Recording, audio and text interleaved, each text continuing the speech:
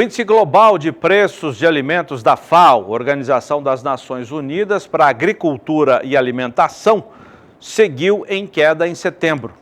Quem vai trazer os detalhes para a gente ao vivo da BBM, Bolsa Brasileira de Mercadorias, é Sara Kirchhoff. Sara, muito boa tarde. De quanto foi a queda no mês? Muito boa tarde, Zaidan. Boa tarde a todos. De acordo com esses dados recentes aí divulgados pela FAO e que dizem respeito especialmente ao setor de carnes, a queda no mês de setembro, na comparação com o mês de agosto, foi de 0,9%.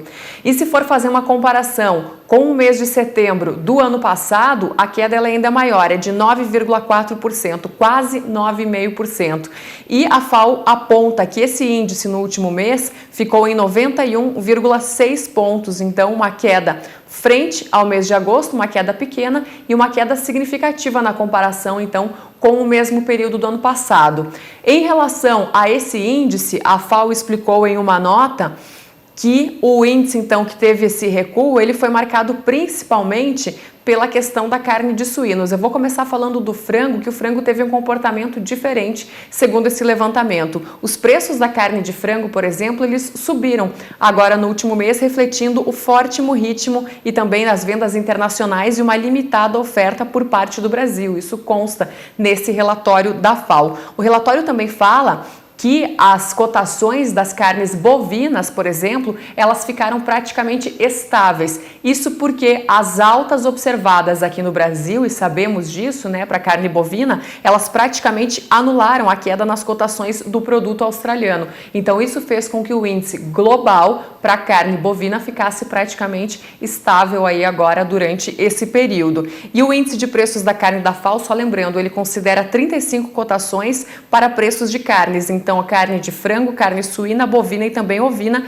em 10 diferentes mercados. E em relação à carne suína, a FAO destacou que no mês de setembro as cotações para essa proteína em específico, elas caíram parcialmente influenciadas por aquela decisão da China de suspender temporariamente as compras de carne suína da Alemanha por causa de casos de peste suína africana que foram encontrados em javalis na fronteira com a Polônia. Inclusive falamos sobre esse assunto. Ontem a Renata também destacou novos casos da doença na Alemanha. Então isso principalmente foi o que impactou aí nas carnes, mais nas carnes suínas, mas que puxou o índice para baixo no último mês, segundo o levantamento da FAO. E em relação às compras chinesas de carne suína e também de outras proteínas, eu conversei com o Marcelo Lopes, que é presidente da Associação Brasileira de Criadores de Suínos aqui no Brasil, né? Associação Brasileira, evidentemente, aqui no Brasil, e ele falou sobre esse mercado e falou também sobre as perspectivas aí para a carne suína brasileira. A gente vai acompanhar agora essa entrevista. É isso mesmo, o Marcelo Lopes está conosco pela internet, ele que fala de Brasília, para comentar então sobre esse mercado tão importante que é o mercado de suínos. Marcelo, eu começo te perguntando sobre a China, né, que é um grande mercado e sempre teve um consumo, mas também uma produção muito grande de carne suína, mas que foi fortemente atingida pela peste suína africana e continua ainda sentindo os impactos da doença. A China esse ano ela teve que aumentar em mais de 130% a importação de carne suína nos 9 primeiros meses desse ano, só que eles pretendem aumentar aí num curto ou médio prazo o seu plantel aos patamares pré-peste suína africana. Como que fica esse mercado para o Brasil hoje, né, que é tão importante para todas as nossas proteínas? Seja muito bem-vindo ao canal do Boi. Obrigado, um prazer enorme estar aqui com vocês. Olha, é sem dúvida nenhuma um mercado excepcional, não só para o Brasil, é um mercado excepcional para o mundo, né? Com certeza. Só para a gente ter uma ideia, uma noção de números assim, que é bem interessante, a China começou 2020, com um déficit de carne, de proteína suína de 20 milhões de toneladas.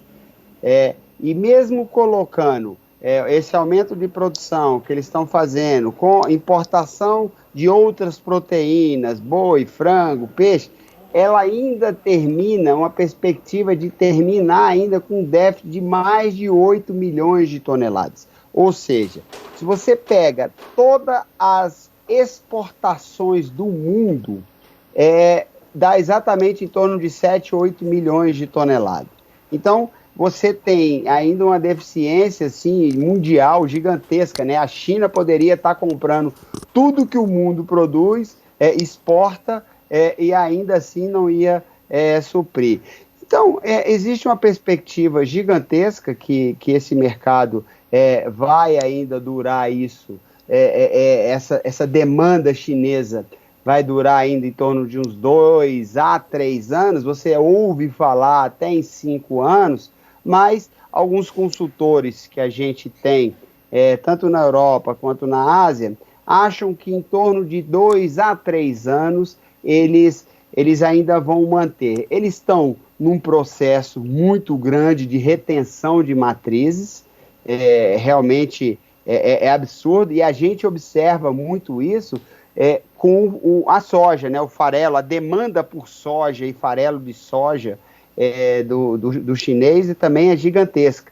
Então, a gente sabe que existe um processo lá de voltar a produzir. Agora, sabemos também que não dá para produzir tudo que eles produziam. Eles tinham lá uma produção gigantesca de subsistência. Uhum. E você repor todas aquelas matrizes, sem dúvida nenhuma, é difícil. Eles estão num trabalho bom, muito sério, fazendo assim, o dever de casa a nível sanitário de uma forma muito responsável agora, mas existe ainda a doença. A doença está lá, estão convivendo com ela, e essas novas plantas, né, então tem um regime sanitário extremamente rigoroso. A gente tem visto alguns relatos de consultores que participam disso.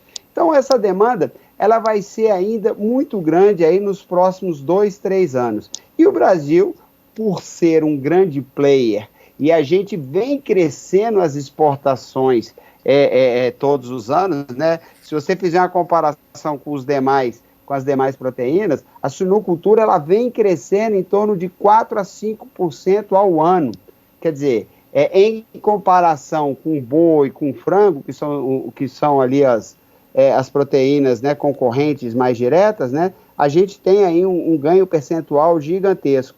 E eu não tenho dúvida que nós ainda vamos ser muito beneficiados ainda pela exportação da China, porque a demanda vai continuar grande, o final do ano aí muito grande também, o ano que vem, e esses próximos 2 anos, sem dúvida, será aí de muita exportação para a China e para outros países que estão se abrindo também. Tem o Iêmen que abriu agora, tem o próprio Vietnã, a gente tem perspectivas com o México, que é um grande importador também, a Coreia do Sul, Japão, enfim, existe aí um leque de parceiros que também, além da China, nós estamos aí alcançando e muito em breve estaremos também com todos eles.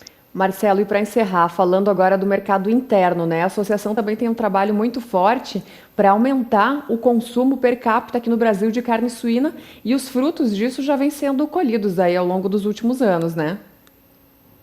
É verdade. A gente já está aí na nossa 8ª edição, tem 10 anos que esse trabalho vem sendo feito, um trabalho de formiguinha, um trabalho de treinamento, de conscientização dos varejos, né?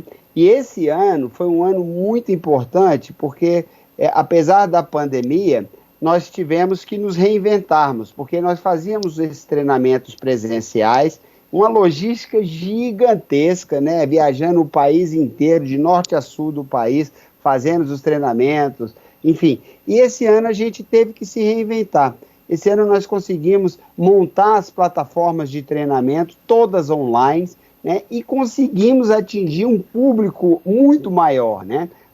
Foi em torno de 1.700, 1.800 pessoas assim, no primeiro momento, e a gente tem agora resultados extremamente importantes, aumento de 20%, 30%, 40%, até 50% em algum dos varejos, nessa mesma época, né, em comparação com o ano passado.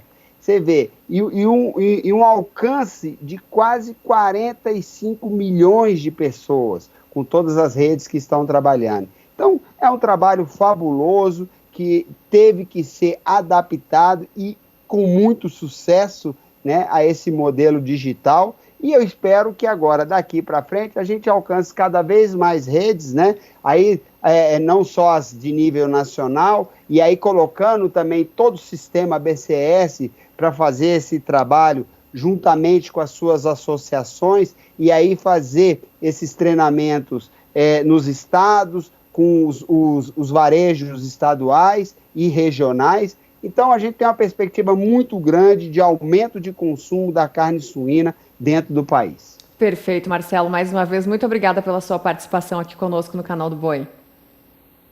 Eu que agradeço, um abraço a todos.